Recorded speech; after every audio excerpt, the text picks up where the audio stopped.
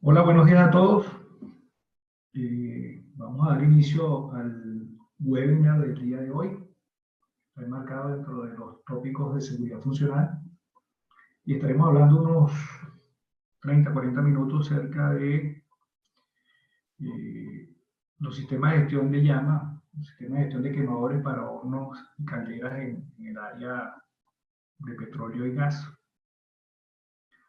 Les recordamos que deben mantener sus cámaras en apagado y sus micrófonos también, y que podemos usar la herramienta del chat una vez que finalice el webinar para las preguntas que quieran realizar y nosotros estaremos atentos a responder.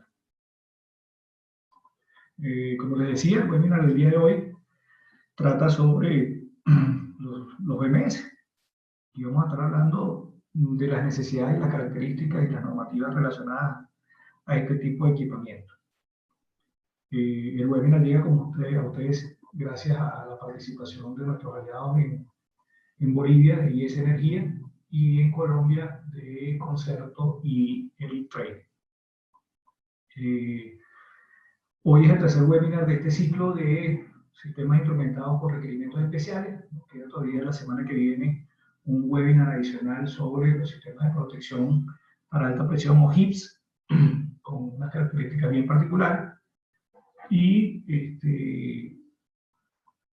con eso cerraríamos este ciclo para iniciar un ciclo nuevo que seguramente les pasaremos la encuesta respectiva durante esta semana. Qué bien.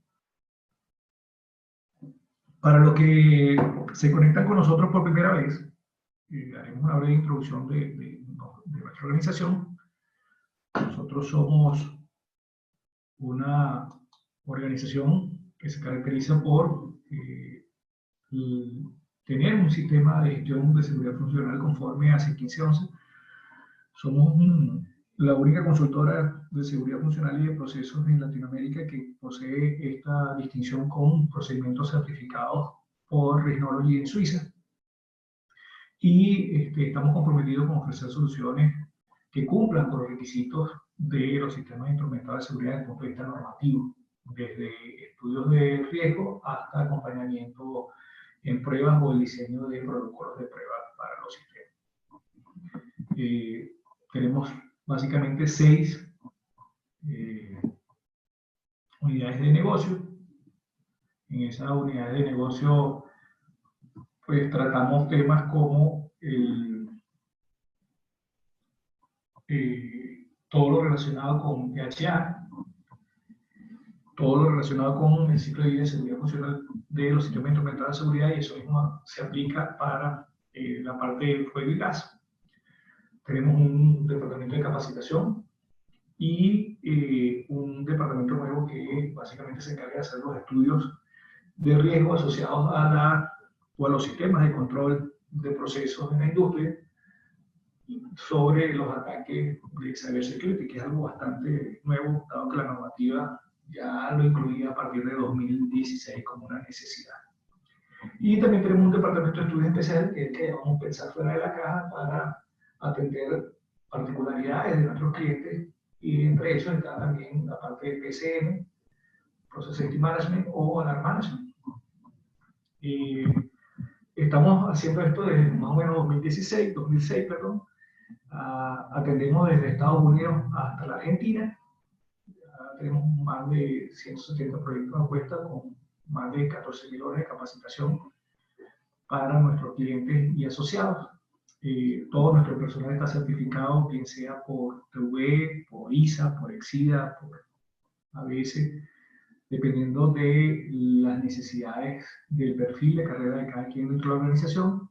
Certificamos nuestros procesos, como les comenté anteriormente, y tenemos una alianza consolidada con Rhinology para impartir el curso de certificación en Venezuela. De hecho, esta semana inició el segundo ciclo de la certificación vía online con la gente de Rhinology, y desarrollamos nuestras propias herramientas de software para especificar, para estimar y para evaluar los sistemas instrumentados de seguridad. Y como les dije, en nuestro departamento de capacitación tenemos 2 programas de capacitación, uno para seguridad funcional y uno para riesgo de procesos. que se han convertido en 2 diplomados avalados por la Universidad Metropolitana, que esperamos lanzar vía online a partir de septiembre. Le estaremos notificando por nuestras redes cuando esos 2 diplomados estarán disponibles para su participación. Entremos en materia. Estamos hablando de sistemas de control específicos para equipos de fuego directo. Eso es lo que vamos a tratar el día de hoy. Algunas estadísticas que nos llaman la atención es que el 70% de los accidentes en equipos de este tipo ocurren en la fase de encendido, bien sea porque no respetamos el tiempo de purga o hay unas condiciones anómalas en los propios equipos de ignición, pero nos llama la atención que en ese proceso, digamos, dinámico de el encendido, nos lleva a tener más del 70% de los accidentes, y en ese mismo periodo, para ese tipo de accidentes, ocurren el 90% de las fatalidades asociadas a este tipo de accidentes. Lo que nos lleva a pensar que, bueno, que eventualmente hay que conocer bien del proceso para poder establecer las formas en que nos vamos a proteger de un accidente de ese tipo. Los equipos que estaremos hablando hoy, que necesitan de una protección especial, como el BMS, estamos hablando de calderas, donde eventualmente lo que hacemos es calentar agua para generar vapor, para alguna necesidad de energía dentro de la instalación, o un horno de proceso que eventualmente necesita un proceso de combustión para generar calor y transmitirlo en forma de radiación a un producto, o un calentador de proceso, que básicamente es un recipiente cerrado donde, digamos, sin que cambie la materia de fase, pues recibe un calor producto de un calentamiento posiblemente indirecto. Los principales subsistemas que tienen estos en común es que necesitan de combustible, un sistema de combustible que es el material que va a utilizarse para la combustión, necesitan de aire de combustión para que reaccione con el combustible, y necesitan de 2 equipamientos básicos, pilotos y quemadores. Uno para poder realizar, encender el quemador como tal, y el quemador como tal es el que transfiere la cantidad de calor necesaria para el proceso productivo. Y sobre esos equipamientos es que nosotros vamos a trabajar, pero que a fin de cuentas es un BMS. Lo podemos conocer por muchos nombres: un sistema de seguridad de quemadores, un sistema de control de quemadores, protección de combustión, sistema de protección contra llamas, sistema apagado de seguridad, un sistema de protección de horno o de caldera. X. Hay muchos nombres para lo que nosotros tradicionalmente llamamos BMS. Un BMS es básicamente un sistema de control dedicado a la seguridad de la combustión, que asiste al operador en el proceso de arranque y la parada del equipo de forma segura ante cualquier mal funcionamiento para evitar un daño. Y entendemos que el sistema lo compone un conjunto de elementos, entre ellos los dispositivos de campo, el sistema lógico y unos elementos finales, que están dedicados solamente a la vigilancia del encendido y la supervisión de la llama de fuego directo. Entonces, el propósito principal de un BMS es prevenir la operación de arranque cuando existan condiciones inseguras, como la del 70% que les mencioné anteriormente, proteger contra condiciones de operaciones inseguras y que no admitamos una cantidad inadecuada de combustible al equipo, y que lo lleve a un estado seguro cuando él vea que se rompe una condición preestablecida.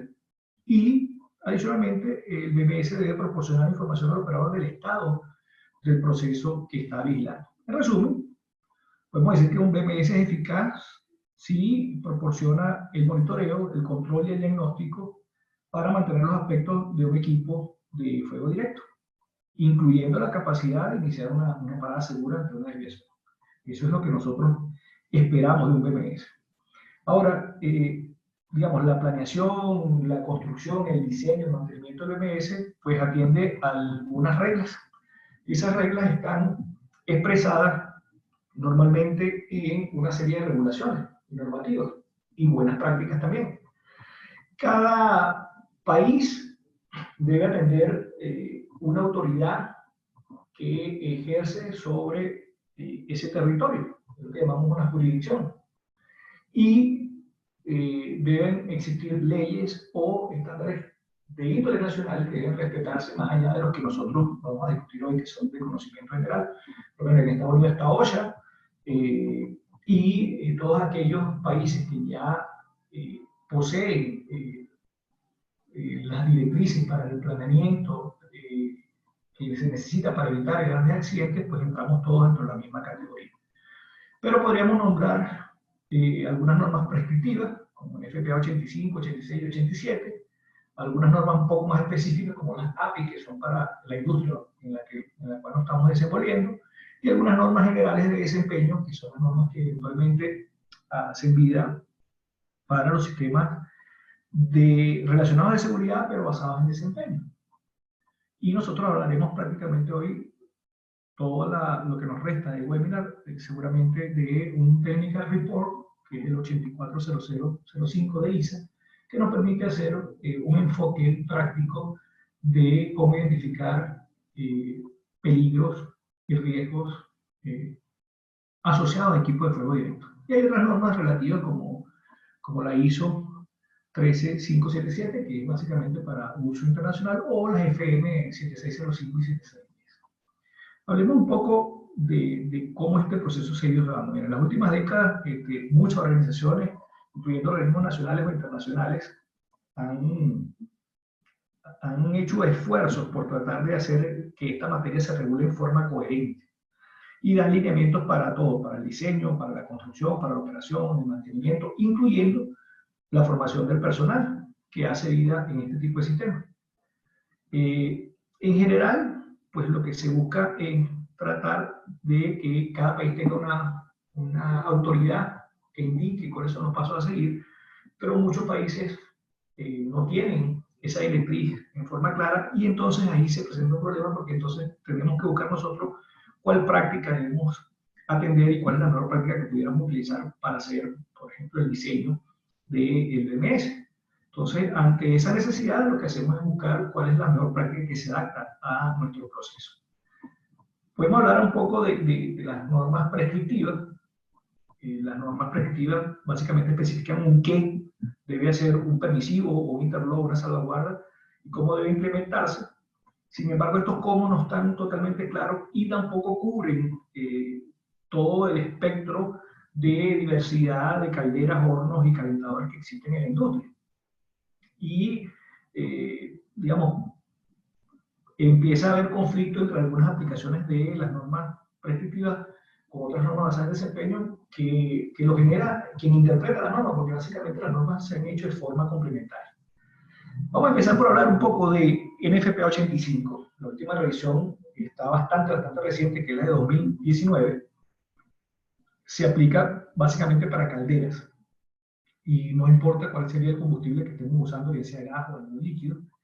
Este código aborda los peligros de la parte de combustión, entre otras cosas, y abarca los sistemas de control de combustión, los enclavamientos de seguridad, los intervalos de seguridad, los paros y los controles, etc. Desde 2011 se han ido haciendo separaciones y se aclara que excluye todos los calentadores de este tipo calderas, que están fabricando para uso general, de lo que están fabricándose para o usándose en la industria de procesos, que debe haber alguna norma como API 538, particularmente para las calderas en refinación, por ejemplo. NFPA 86, por su parte, pues aplica a incineradores, hornos, como si fuera un horno de panadería, secadores y hornos especiales, y aclaran claramente que el alcance no es para aquellos que estén bajo los diseños de API 560 o API 556 para la industria de procesos, que es la que aplicaría básicamente para nosotros. Y NFPA 87, NFPA 86, disculpen, también es de 2019, la NFPA 87 es de 2018, y aplica para calentadores de fluido de proceso.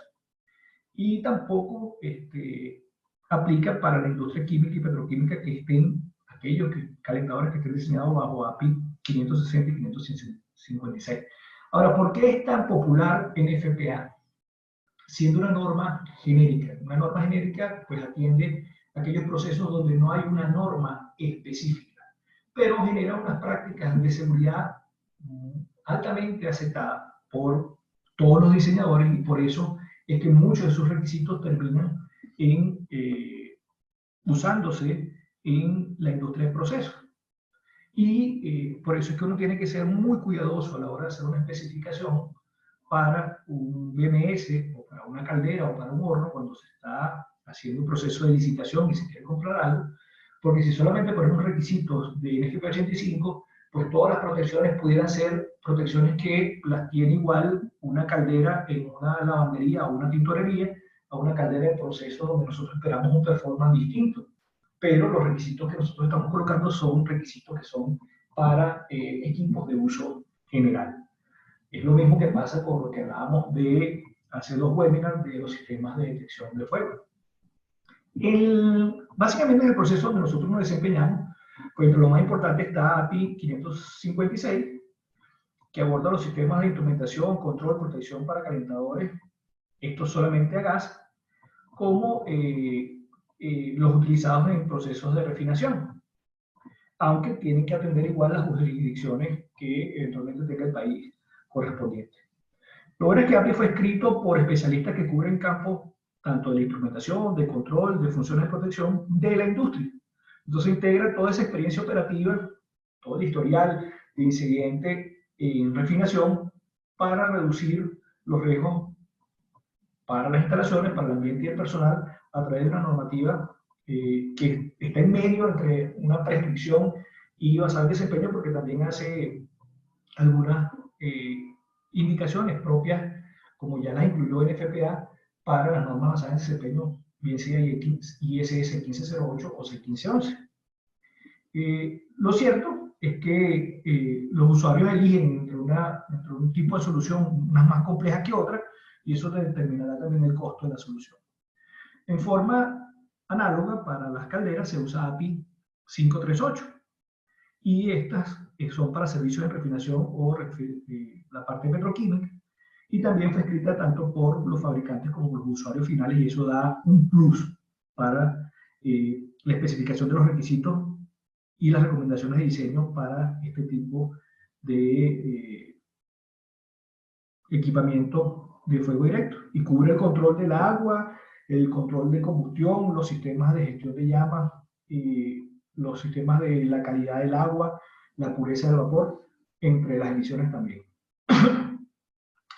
Finalmente podemos hablar de las normas basadas en desempeño, que digamos, son las normas que buscan conseguir cuánto es la cantidad de riesgo para cada función de protección y medir cuál es el performance. Hasta ahora hemos hablado de normas que solamente indican que debe haber una protección de un tipo, pero no dice cuál es la garantía que se tiene sobre la protección desde el punto de vista de si está cubierto o no el riesgo que representa. Y el riesgo que representa debe ser estudiado caso a caso en cada instalación.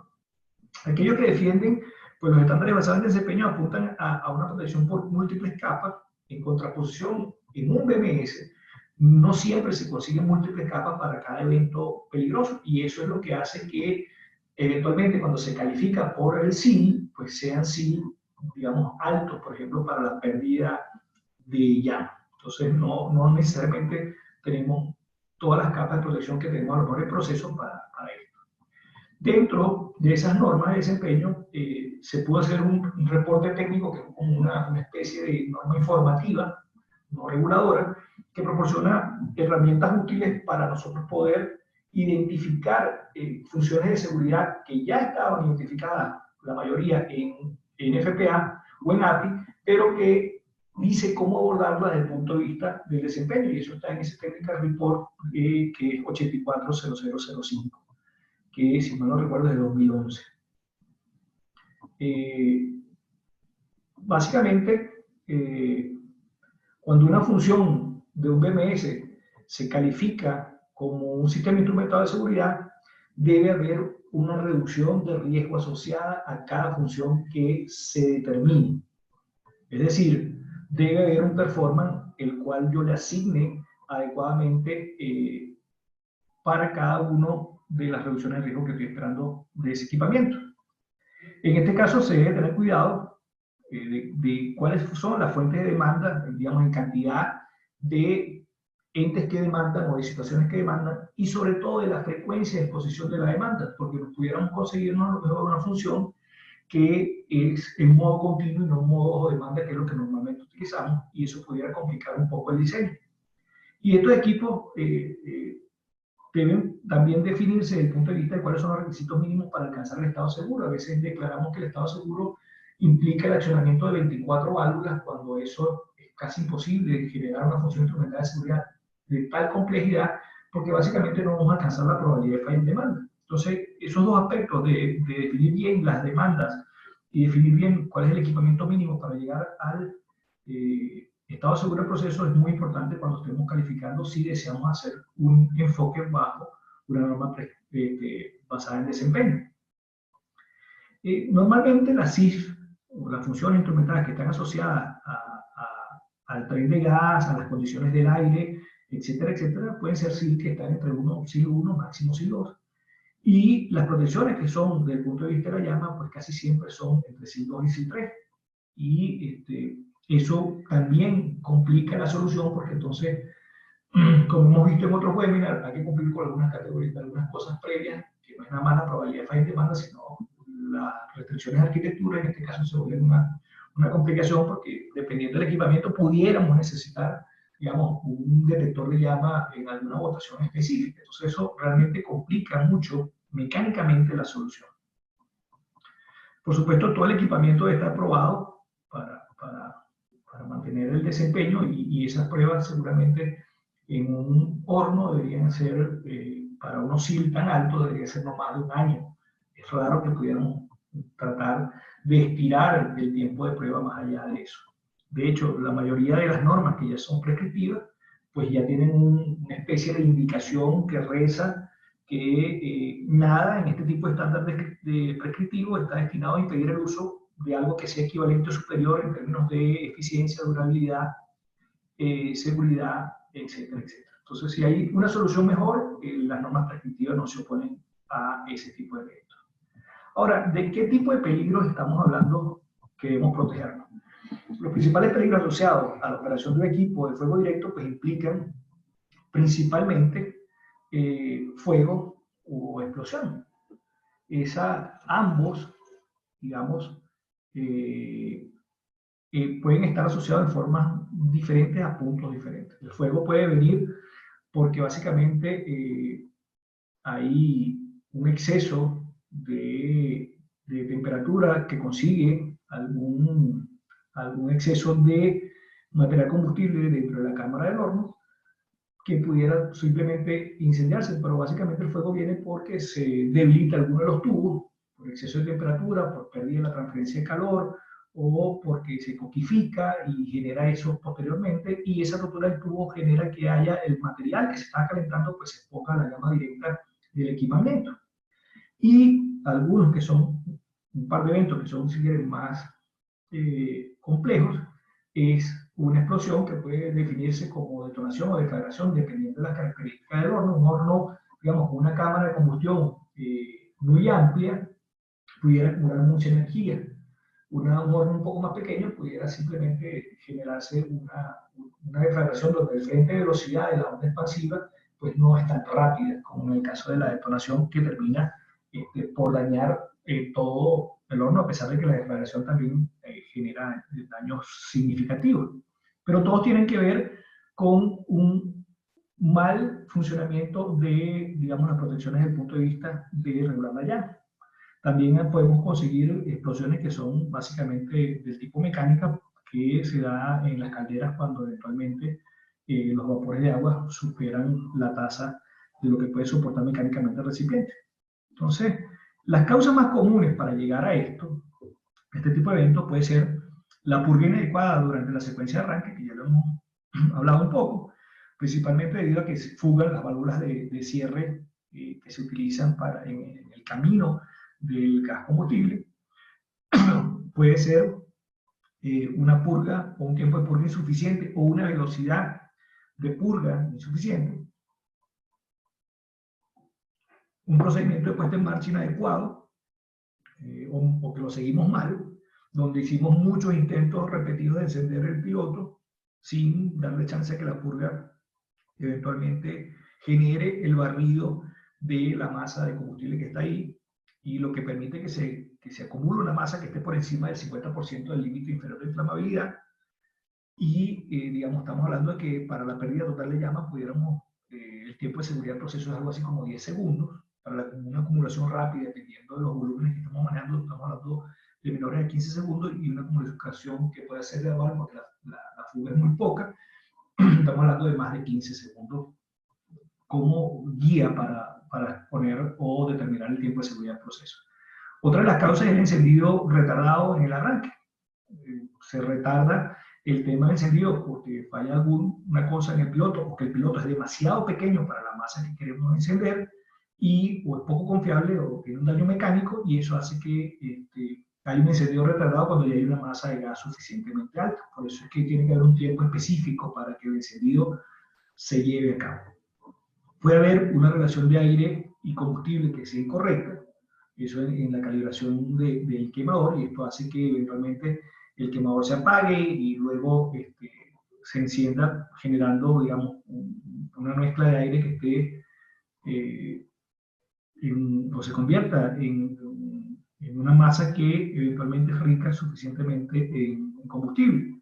Otra de las causas puede ser que haya presencia de condensados en el gas combustible, y eso eventualmente hace que la llama no se estable y se apague en forma intermitente, generando una masa de gas suficiente como para limitar. Otra es la que hemos hablado, que falle un tubo de proceso, en el caso de un horno, y que sea combustible lo que esté, o sea, un material hidrocarburo lo que se esté calentando, y eso genera el fuego en forma inmediata. También tenemos nosotros como operadores algunas veces, no solo el automatismo, sino un mantenimiento insuficiente provoca dificultades para encender en el piloto. Se coquifica la punta o se sulfata, dependiendo de las condiciones de ensuciamiento que pueda tener por el tipo de combustible, y eso genera problemas en el encendido. Entonces, nosotros desde SCF les invitamos a que eventualmente en un equipo que esté funcionando se haga una especie de evaluación o assessment del estado de nuestras protecciones. Generalmente se tienen herramientas para eso. Esas herramientas son unos checklists que dicen, dependiendo de la jurisdicción y las normas bajo las cuales fue diseñado el equipamiento, si se puede dar por buenas las condiciones que están, o las protecciones que están implementadas, y en qué condición se han mantenido desde el punto de vista de las pruebas, de las inspecciones, de la documentación, y que dé garantía de que ese equipamiento está bien. Eso es cuando estamos hablando de un equipo que ya tiene muchos años en funcionamiento. Y en el caso de que se esté haciendo un diseño nuevo, pues que se haga un estudio de riesgo específico para el horno. Eso es, desde el punto de vista del riesgo, los análisis necesarios para determinar cuáles son las consecuencias de un problema serio de fuego o explosión dentro de ese equipamiento, y también un análisis de las protecciones que se requieren desde el punto de vista, bien sea prescriptivo para que cumpla con el FP85, o bien sea desde el punto de vista de desempeño, si la organización quiere hacer, digamos, consistentes sus prácticas de sistemas instrumentados para los sistemas instrumentados de seguridad, para los sistemas de gas y fuego y para los sistemas de BMS también. Ahora bien, ¿qué es lo que debe hacer el BMS? Una vez que digamos, en este contexto, debemos en primera instancia definir, normalmente en el BMS corren dos tipos de protecciones, unas que se denominan interlock y unas que se denominan permisivos. Los interlock son, digamos, si hay una transgresión de una condición de seguridad, sobre todo en la parte de operación, pues yo debo llevar al equipo en estado seguro. Y el permisivo es que no deja que yo avance en una secuencia si ese permisivo no se cumple. Y muchas veces se utilizan inclusive matrices causa-efecto que son dinámicas, porque dependiendo del estado del trabajo o del ciclo de operación del BMS y de, por supuesto, el equipo de combustión directa o de fuego directo, pues nos va a decir cuáles son las necesidades de protección en cada uno, y cada uno puede variar, inclusive en settings de una función instrumental de seguridad dependiendo del ciclo de operación. Y eso hay que tomarlo en cuenta también. El ciclo de trabajo del BMS lo podemos dividir en 4 etapas. Esto siguiendo, digamos, la forma de trabajo de el Technical Report 840005. La primera de esas etapas es el ciclo de preencendido. ¿Okay? En ese ciclo de preencendido, pues se da durante la etapa en que al equipo se le va a introducir combustible y se prepara para el encendido de quemadores y pilotos, de pilotos y quemadores. En esta etapa incluye el aseguramiento de que existe el corte de alimentación de combustible de la cámara de combustión y que la purga se dé en forma adecuada para remover cualquier residuo de hidrocarburo que esté presente. Los procesos que se cumplen dentro de este ciclo, primeramente está el de purga. Antes de arrancar cualquier sistema de combustión es necesario realizar una purga con aire fresco que desplace el volumen que está en la cámara de combustión. Normalmente se habla de 5 intercambios volumétricos y eso, por supuesto, dependerá del el tamaño del equipo que se está trabajando. El objetivo principal es desplazar cualquier mezcla de aire y combustible que quede en el interior y que pueda alcanzar por lo menos el 50% de probabilidad. Normalmente la purga requiere de 3 condiciones que estén comprobadas: que todas las válvulas de combustible estén cerradas, que el tiempo de purga sea adecuado y que el flujo de purga sea el adecuado. El tiempo de purga se define equivalentemente, como les decía anteriormente, por 5 intercambios volumétricos del flujo de aire respecto al volumen de la cámara. En Estados Unidos o en Canadá, pues las normas son un poco más exigentes y exigen hasta 8 cambios de aire, por decirlo de alguna manera. Y la norma establece cuáles serían esos tiempos mínimos necesarios en función del volumen del sistema. Se tiene que asegurar que el flujo de aire de combustión sea el necesario. Si disminuye, pues eventualmente se detiene este proceso.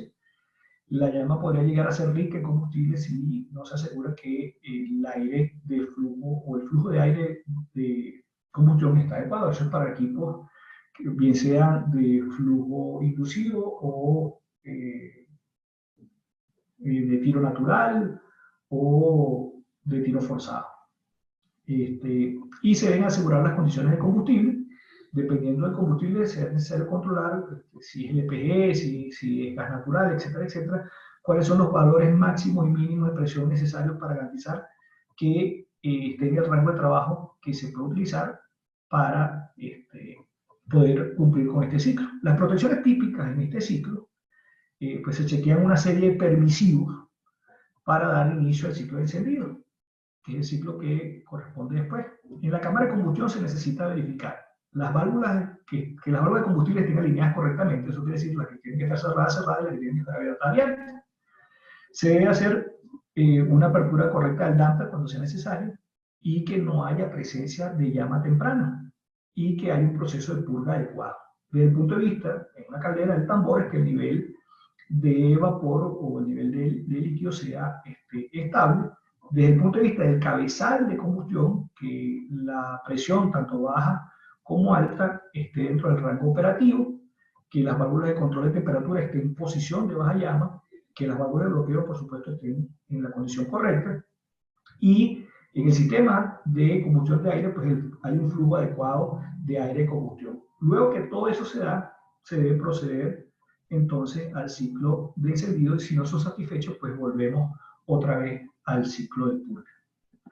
En el ciclo de encendido, pues lo que se quiere asegurar es que se puede introducir de manera segura combustible tanto a pilotos como a quemadores, y luego se va a dar la prueba de inyección para ver si esa llama es estable y se puede pasar al modo normal de operación, ya que ya se ha pasado por la revisión de que tanto la llama del piloto como el quemador ha sido suficientemente estable desde el punto de vista del tiempo en que ésta se mantiene activa. Los procesos que se dan dentro de este ciclo, pues el primero es el intento de encendido del piloto. Un piloto debe encender de forma adecuada si tiene suficiente energía para encender en forma rápida y que le dé chance, por supuesto, después al quemador encender. Una calibración adecuada del piloto desde el punto de vista de la chispa y del tiempo de ignición garantizará que no ocurran explosiones porque eventualmente haya igniciones retardadas en el piloto y posiblemente después en el quemador. Y se debe parar, una vez que se envía el comando de encendido del piloto, pues un tiempo suficiente para comprobar la estabilidad del encendido del piloto que habilite inmediatamente el proceso de encendido del quemador. Luego viene el proceso de encendido del quemador en modo de baja llama. Es un punto de encendido donde hay suficiente combustible y con la calidad necesaria para que el quemador pueda encender en forma estable, y esa calibración de esos flujos deben estar y de esas presiones deben estar bien revisadas para que podamos tener una llama estable. Y el encendido del quemador pues debe también ser comprobado en términos de tiempo de estabilidad. Y todo esto está supervisado por un tiempo de ignición o de intento de ignición, donde hay un temporizador que limita la cantidad de combustible que puede introducirse en la cámara de combustión sin que se haga ignición.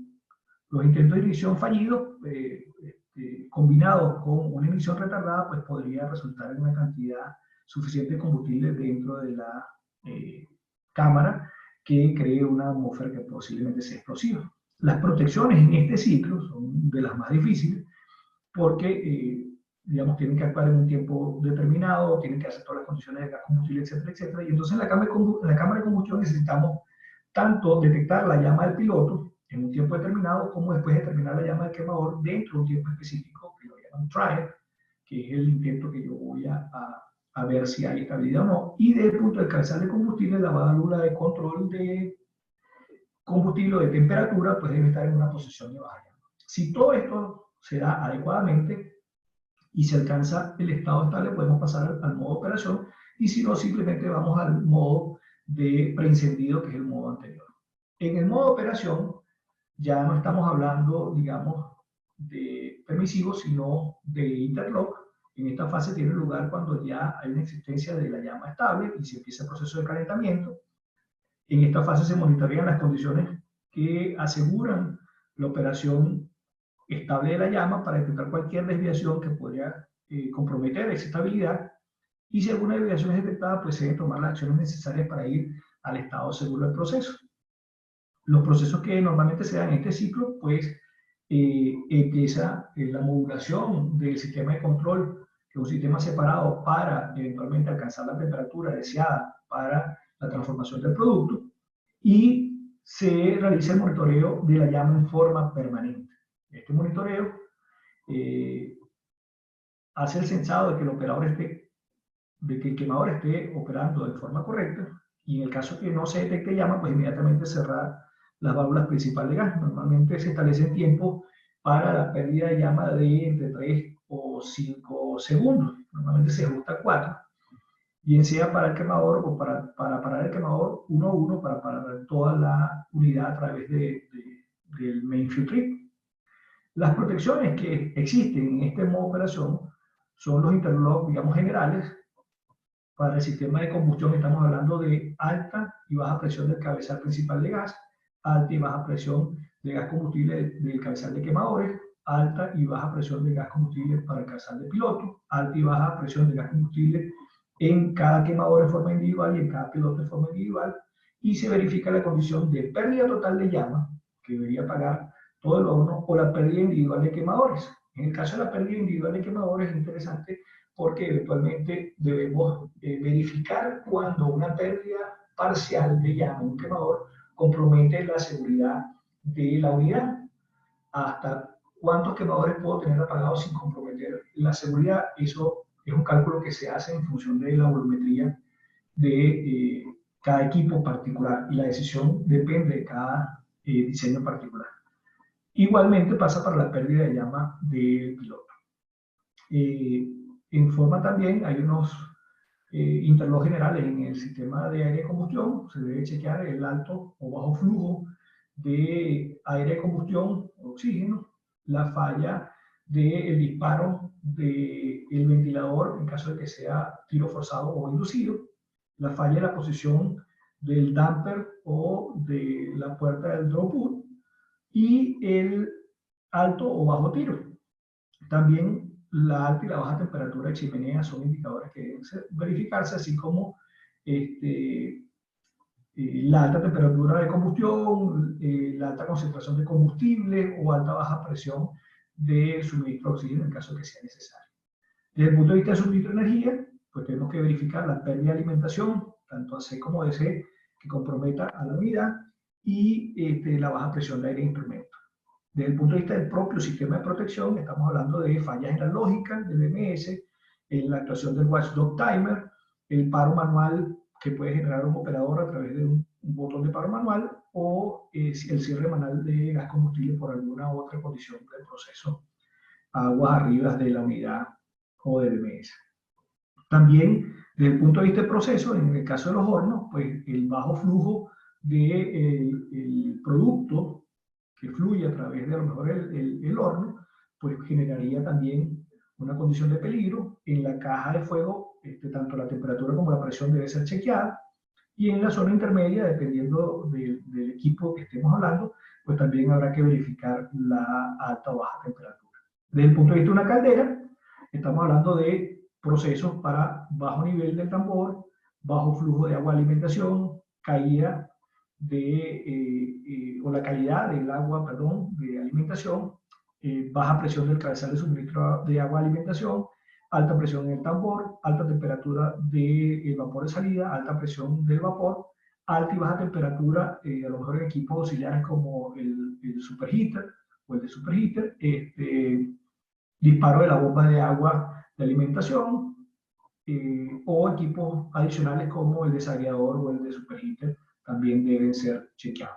Si esas condiciones, pues, eventualmente están bajo control, pues entonces la operación normal se dará por el tiempo determinado. Y finalmente hay una condición de parada dentro de los ciclos de operación, donde algunos equipos como hornos, calderas o calentadores incluyen protecciones especiales para evitar daños por acumulación de residuos. Entre estos se podría listar el ciclo apagado de llama, el desplazamiento de fluido del proceso, el ciclo de enfriamiento del horno o la preparación para un arranque rápido dependiendo de las condiciones del proceso.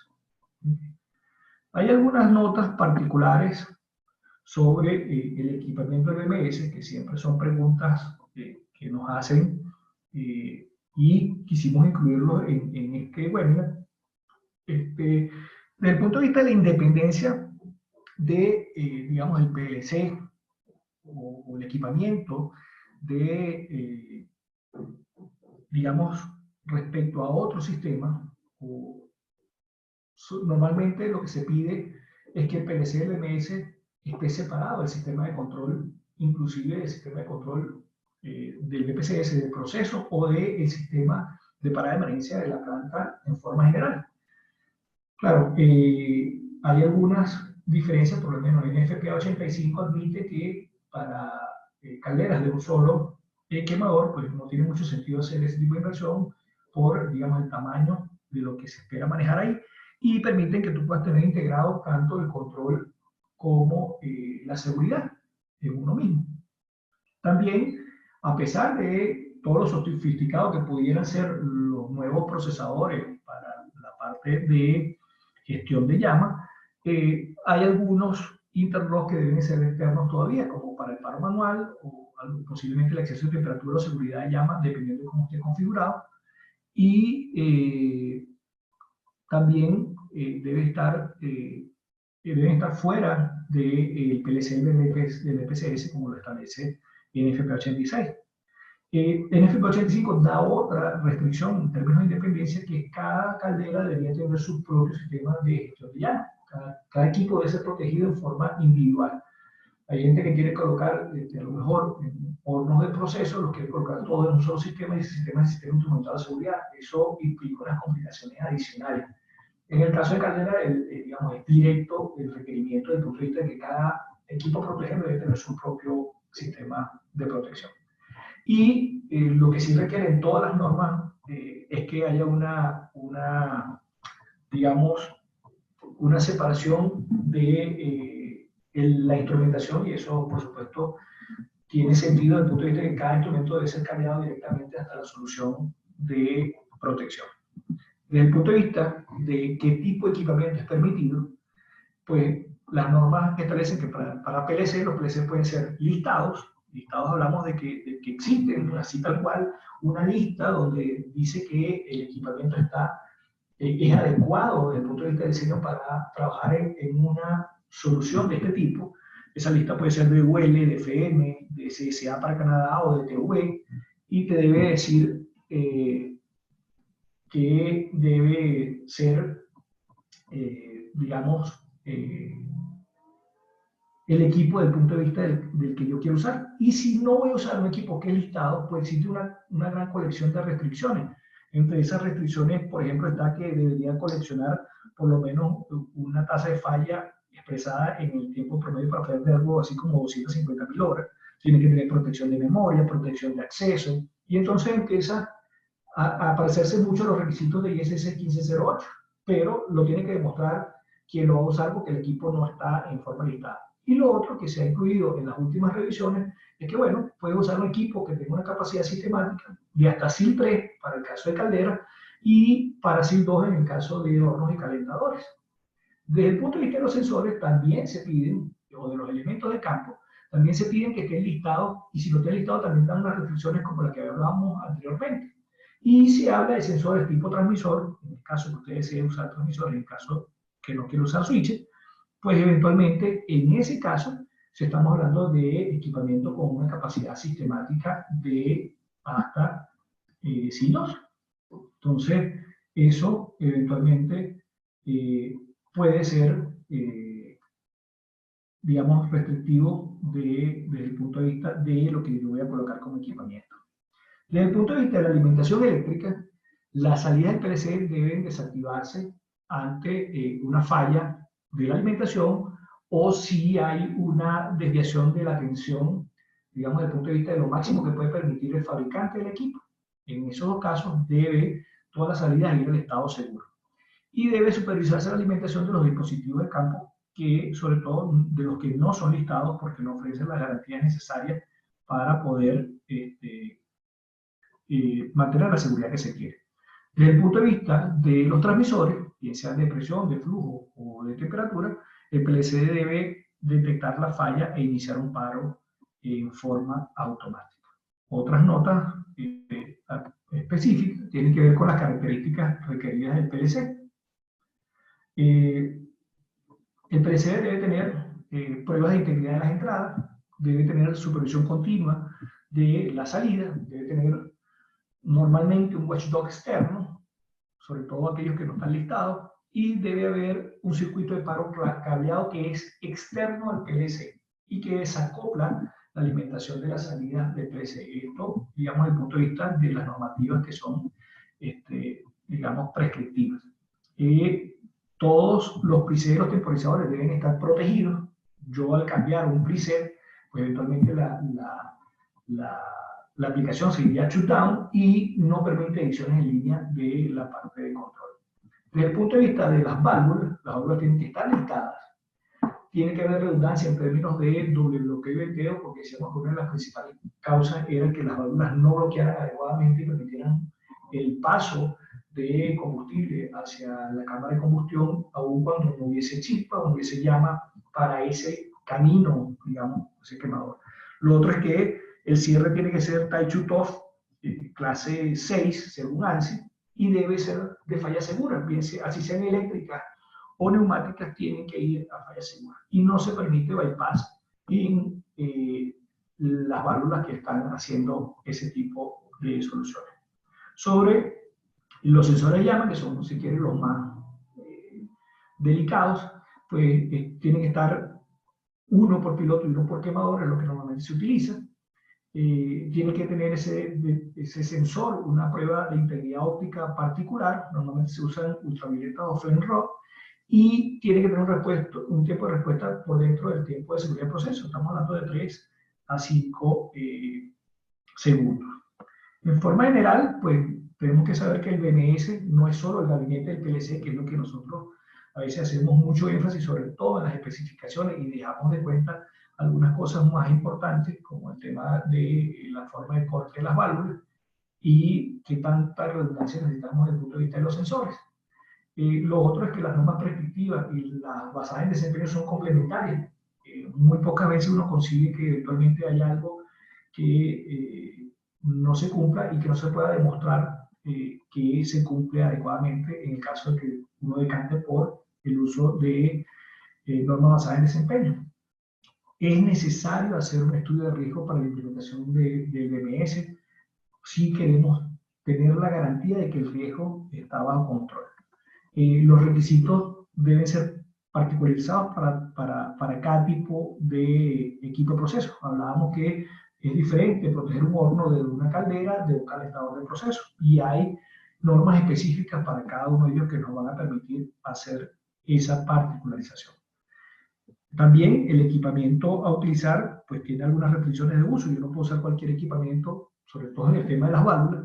Debe estar listado o debe contar con una capacidad sistemática o debe cumplir con unos requisitos que ya están predefinidos. Y eso también es importante que se cumpla y que se establezca, sobre todo en el tema de cuando estamos haciendo especificaciones.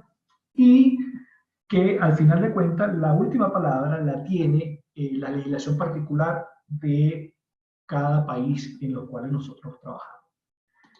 Con esto, pues podemos pasar a revisar el chat para ver las preguntas que eventualmente ya han ido colocando, porque sé que ya tienen algunas por ahí, y vamos a ver cuáles tenemos. Iván, saludos de Iván Rodríguez, de Bolivia. Digamos, nos pregunta si cumple la normativa del PLC de seguridad ser BMS de distintos equipos, por ejemplo, un controlador BMS para 4 hornos en serie. Fíjate, la que tiene una directriz particular es NFP 85 y es sobre calderas, pero uno da por sentado que ese tipo de extrapolaciones se pudieran hacer y mantener la separación, porque es un tema de sentido común, más allá de que esté escrito en NFPA 87 o en API. Pero lo que nos dice el sentido común es que mientras mayor independencia tengamos, mejor va a ser nuestros chances de no generar un problema desde el punto de vista de seguridad.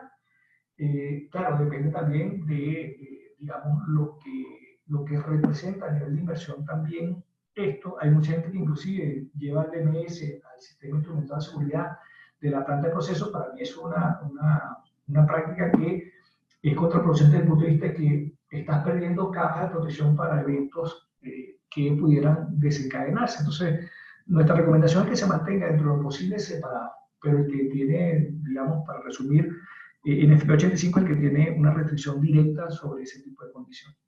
José Castellón, también de Bolivia, nos pregunta que cuando se diseña un BMS, ¿debe participar el diseño fabricante del horno de la caldera? Sin duda. Para nosotros es un problema que normalmente se presenta en las plantas, es que, digamos, todo el diseño del horno se trata como un paquete. Y cuando llega el horno o la caldera, pues nos damos cuenta que cuando mandan los planos detallados de la caldera o del horno, dicen, pero es que esto no cubre con los requisitos ni siquiera de los hornos que ya yo tenía. Y es porque eventualmente la requisición fue muy amplia, no fue severa desde el punto de vista de lo que se requiere, desde el punto de vista de protección, y finalmente tenemos lo que nosotros denominamos unas cafeteras. Sí, genera la cantidad de vapor en las presiones que nosotros necesitamos y en los volúmenes que necesitamos, pero desde el punto de vista de sus protecciones son muy básicas porque cumplen con el mínimo en NFPA. Por eso debe haber una buena comunicación desde el principio para que quien esté diseñando o el fabricante esté atento a las solicitudes que nosotros necesitamos desde el punto de vista del análisis de riesgo para poder hacer las protecciones. Entonces, sí, definitivamente es una muy buena práctica, o sea que nos involucremos con el fabricante desde un principio. Gabriel Montaño nos pregunta, en el caso de que no se cuente con el presupuesto suficiente para tener un PLC de BMS implementado por cada horno, en una instalación con más de 8 hornos, ¿qué recomendaciones mínimo debo tener para agrupar los hornos de BMS? Volvemos al punto que preguntaba Iván, preferiblemente es que se haga realmente un análisis costo-riesgo-beneficio para verificar si vale la pena o no mantener hornos dentro de una misma solución por un tema de independencia, y eventualmente tendrá que ver también con un tema de productividad, la falla en un equipamiento, qué implicaciones tiene desde el punto de vista del proceso. Recordemos que todos los sistemas de protección son sistemas instrumentados y ellos van a fallar, y en el caso que fallen van a haber unas pérdidas de producción asociadas a esas. Entonces, no solamente estamos hablando del punto de vista de seguridad, sino también del punto de vista de productividad, y ambos deben ser tomados en cuenta para hacer un diseño equilibrado. Eric Martínez, saludos Eric, nos pregunta si un WK venteo de 3 válvulas está activado por 2 solenoides, una solenoide para la válvula principal y una solenoide para el venteo, está contra la norma. No, de hecho hay válvulas que eventualmente en un solo cuerpo tienen el doble bloqueo y venteo, una sola válvula que tiene para un solo accionamiento las tres condiciones de doble bloquear y ventear. No necesariamente está en contra de la normativa, porque bien está tratando del bloqueo como si fuese un solo equipamiento, y dicen, quienes lo usan de esa manera dicen que así aseguran que con el mismo comando no haya diferencia de comando en que quede alguna de las dos bloqueos abierto o cerrado, y eso es lo que tienen como beneficio en esa práctica. Para nosotros la recomendación es que cada equipo, digamos, sea lo más independiente posible, o si lo vas a unir, trata de unirlo en una solución que realmente te dé los requisitos. Lo mejor es preferir hacer la inversión en una válvula esta que tiene un cuerpo especializado para eso. Julio Alvarado, alguna gente conocida de Julio, las normas cualquiera dice algo con respecto a la inspección de los módulos de entrada y salida del mes y deben cumplir con el nivel SIL. Lo que dice es que, como les comentaba en la presentación, yo debo supervisar tanto las entradas como las salidas. Y sobre todo, si el PLC es un PLC de uso genérico no listado, deben darse las garantías para que eventualmente los circuitos sean supervisados. Y yo asegure, como si fuese una solución del tipo energizada para disparar, más o menos de la misma forma, que se den las condiciones necesarias o que se haga el diseño totalmente fail-safe. En ese caso, pues, digamos, se asegura la condición de que ante la falla de un elemento de entrada o de salida, pues se cumpla. El tema de cumplir con un nivel SIL tiene que ver, desde el punto de vista prescriptivo, del desempeño que se espera desde el punto de vista de capacidad sistemática. Ahora, si hicimos el diseño bajo una norma basada en desempeño, hicimos una identificación con el Technical Report 840005 y nos decantamos por ese tipo de solución, pues cada función tendrá un SIL particular y el diseño es muy parecido a un sistema instrumentado de seguridad.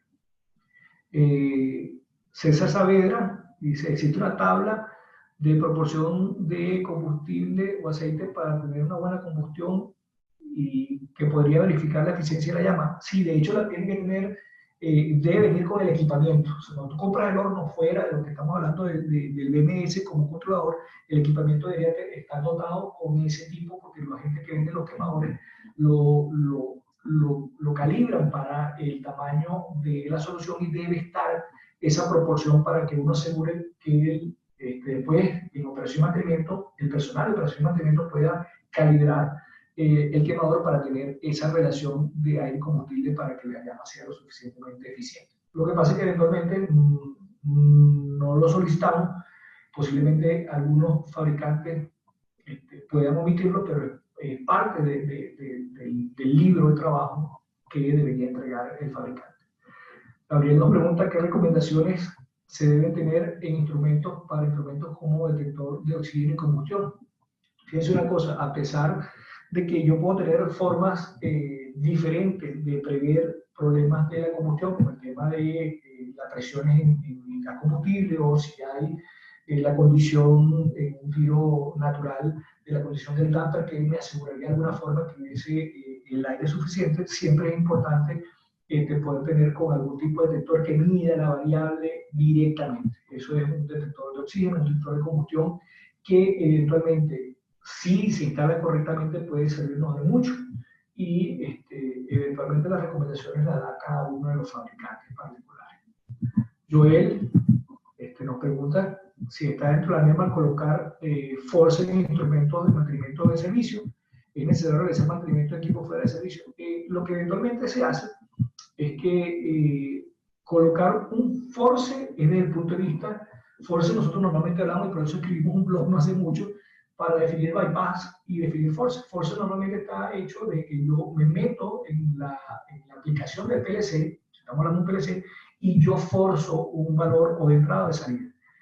Normalmente si el equipo está hecho para un BMS y está a lo mejor certificado por FMS el programa, en lo que yo meto un force se cae la aplicación y tumba el servicio del horno y lo para. Igual que si yo cambio un timer específico. También si esa aplicación está bajo un gabinete que esté certificado FM, seguramente se va a detener. Si yo voy a poner en bypass porque voy a hacer un mantenimiento, pues en ese caso se hace lo mismo que se hace en sistema instrumental de seguridad. Debe haber una medida de compensación. Eso es posiblemente un operador vigilando el horno de cerca o una variable específica, mientras que el mantenedor hace el mantenimiento. Y eventualmente las funciones de seguridad son separadas y yo pudiera probar algunas en línea, otras no necesariamente, por lo menos que tienen que ver con la válvula principal de combustible. Ese corte seguramente se tiene que hacer fuera de servicio. Jorge Arnao, saludos Jorge. ¿Qué hay de las nuevas tendencias en la regulación de emisiones de gas combustible? A pesar de que lo que estamos tratando ahorita es el BMS desde el punto de vista de seguridad de llama, ahorita es un tema que tiene que ver con ahorro energético. Y por supuesto, el tema de ahorro energético es algo que le interesa a todos aquellos países donde la energía es muy cara. A lo mejor en Latinoamérica todavía nosotros no llegamos a ese punto de revisión porque nosotros todavía tenemos fuentes de energía que son, digamos, algo menos caras, menos costosas que en otras partes, pero tiene que ver con tratar de dar soluciones para tener una buena combustión, pero que la combustión sea tan eficiente como que eventualmente evite un gasto excesivo de recursos. El amigo Zambrano nos pregunta, para un horno de proceso a gas natural, ¿hay regulaciones en cuanto a la detección de llamas, sensor UV o flame rod? Si es para usar uno o el otro, normalmente ya el fabricante se decanta normalmente por usar flame rod para el piloto, por un tema de costos, y un UV para el quemador. Es lo que normalmente se utiliza, pero tú bien pudieras usar cualquiera de los dos. Para eso no hay, digamos, restricciones. Lo que sí hay restricciones es que eventualmente no se use algún tipo de sensor que sea un sensor de calor, porque lo que queremos es detectar que exista llama. Pero un sistema IR no nos va a servir para ese tipo de detección. ¿Cada cuánto se debe certificar una caldera? ¿Y quién avala esa certificación? Si estamos hablando del BMS de la caldera, pues cada jurisdicción en cada país tiene alguna. En el caso Joel de Venezuela, pues lo hace el Ministerio de Energía a través de Sencamer y se hace cada año. Se tiene que aprobar todas las protecciones del BMS una vez por año. La caldera se detiene para que se hagan todas las pruebas necesarias, el inspector llega, certifica y da garantía de eso. De hecho, es lo mismo que se aplicara en una unidad de proceso que si se aplicara en una lavandería donde se usara una caldera pequeña. Julio nos pregunta, ¿se puede hacer uso de un solo detector de llama tanto para el proceso de arranque como para el servicio de la caldera? Normalmente la norma pide que haya una separación de la detección de llama del piloto y el quemador. Hay quienes utilizan, fabricantes que utilizan un solo detector que está alineado en forma correcta para detectar ambas llamas, pero eso también depende de que sí, algo que no discutimos aquí porque es básicamente de la operación, si el piloto es intermitente, si el piloto es continuo, ese tipo de cosas pueden dar pie a que tú puedas cambiar. Lo general es que sea un detector para cada una de las cosas, para el piloto, para el quemador, pero eventualmente si el piloto se apaga una vez el encendido, tampoco tendría sentido colocarlo de esa manera, pero eso va a depender de esa configuración. La otra duda me dice, ¿se puede programar en caso de tener dos detectores, uno para piloto, otro para quemador, una lógica 2 de 2 para un disparo del horno por falta de por más recomendable ese normativo? Si tienen la disposición y realmente están alineados y están hechos para eso, no es algo que estamos inventando nosotros después sobre la marcha en la planta, si se pudiera hacer no debería haber problema, siempre y cuando realmente sea fidedigna. Y también, por eso te decía, depende de la configuración del piloto, si el piloto va a ser intermitente, si solamente se usa para el caso del encendido y se apaga, o eventualmente el piloto es continuo. Wilker Rivero nos dice, ¿el arranque volvería a solucionar la falla del sistema o debería apenas reiniciar todo el ciclo? Normalmente, dependiendo de la configuración del BMS, pudieras ir ante un problema a un paro total o un paro parcial, que es que simplemente se para un quemador. En ese caso, pues simplemente quien va al reinicio del ciclo es el quemador que está parado, no se va a no aplica para toda la solución. Rafael nos pregunta en qué escenarios promoverían la inclusión de disparos por baja presión y temperatura en forma mandatoria para gas combustible. Es mandatorio, pero la forma en que está hecho, de hecho es una muy buena pregunta, gracias Rafael, porque la forma en que está pintado en el sketch que sale la normativa, eventualmente la posición no es la más correcta. Y eso es una apreciación nuestra en CCF. Y hay que revisar si la posición del sensor de baja o alta presión está bien colocado para que el proceso de abrir o cerrar las válvulas, digamos, no implique una temporización que inhibe esa proyección por mucho tiempo. Porque eventualmente, sobre todo en las de baja, en la de alta no tanto, pero en la de baja es primordial que uno escoja el punto específico, que la normativa dice que es inmediatamente después del regulador, pero después del regulador vienen las válvulas de bloqueo de ventero, dependiendo del tamaño del quemador del piloto, pues había unas fluctuaciones bastante grandes. Estamos hablando de que uno normalmente coloca eso al 75% del valor de trabajo y el de alta lo coloca a un 125% del valor de trabajo. Estamos hablando de que eso va a verse afectado por el punto donde yo lo coloque, pero es mandatorio para ambos casos. Lo que pasa es que hay muchos sketches también y depende de cada aplicación, depende del tipo de fluido que se esté utilizando como material combustible, entonces yo les recomiendo que vayan a la norma y verifiquen la aplicación específica. Julio nos pregunta, ¿el disparo por alta presión en el cabezal del domo es normativo? Es recomendado la norma, sí está.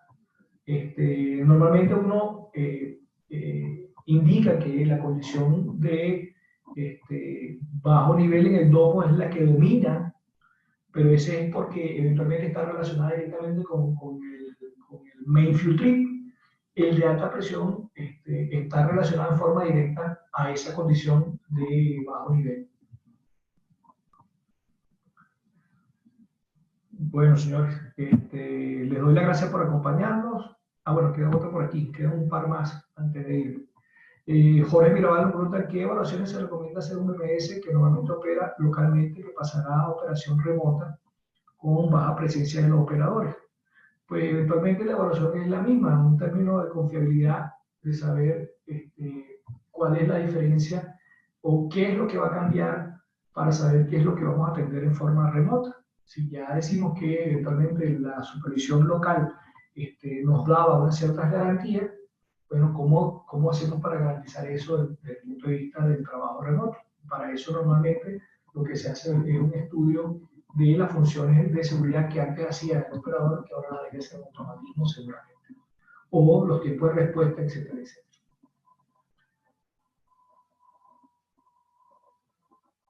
Por aquí nos dicen que ha visto calderas, Joel nos dice que ha visto calderas, que los quemadores con el arranque local y otras se realizan del DSS. Toda esta normativa, no, eso realmente no es diferente, o no hay una norma o no hay una parte de la norma que legisla cómo se encienden los pilotos o los quemadores. De hecho, la norma todavía contempla a la gente que enciende un horno con una vara manual. Eso está todavía en la norma porque todavía existen equipamientos de ese tipo. Entonces, sobre eso no hay una legislación. El buen juicio del diseñador es lo que eventualmente cuenta acá, porque siempre que hay que verificar unas condiciones particulares de la caldera y su alrededor. Yo no sé si les nombré que entre las cosas que normalmente causan un problema en la caldera, que también puede haber simplemente el paso o en un horno, puede haber el paso de material combustible de otra área de proceso que va hacia el horno, sobre todo cuando el site setting o la especificación de colocación de los equipamientos no se hizo de forma adecuada y termina habiendo una explosión porque no había un problema en el horno, sino que eventualmente los problemas eran en otra área de proceso. Entonces, esas condiciones, cuando se hace un arranque remoto, son condiciones que debe, aún así, sí o sí, velar porque eso se verifique primero y luego poder hacer el proceso de inyección. Rafael nos pregunta, operaciones siempre duda que es necesario ese disparo por baja, que no existe según, que no es necesario según la operación. Sí, eso depende del diseño y sobre todo el tema es que es algo que es muy molesto cuando el disparo por baja presión en este tipo de trenes de gas, sobre todo, porque si no se hace la implementación correcta y eventualmente estamos creando un disparo recurrente en forma espuria, tiene que ver más con el diseño, con que la protección sea buena o no. La protección es súper adecuada porque una protección es una Protección preventiva a la pérdida de llama. Una baja presión en el piloto es casi seguramente una condición posterior de pérdida de llama. El tema es que si lo implementamos mal se nos convierte en un problema. Y eso es lo que hablamos ahorita de que si está colocada adecuadamente, dónde debe estar colocada y cómo es implementada. Bueno, ahora sí los dejo. Seguramente pronto estará este webinar colocado en nuestra página de YouTube. Los esperamos en nuestras redes sociales. Como les comentaba, seguramente en septiembre se estarán lanzando los dos diplomados, tanto el de seguridad funcional como el de gerencia e ingeniería de riesgo del proceso.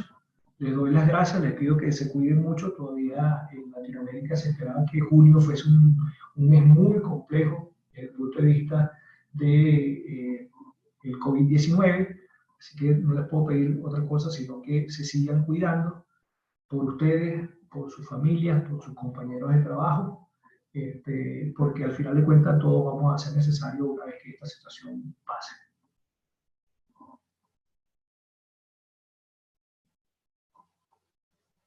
Entonces, hasta luego.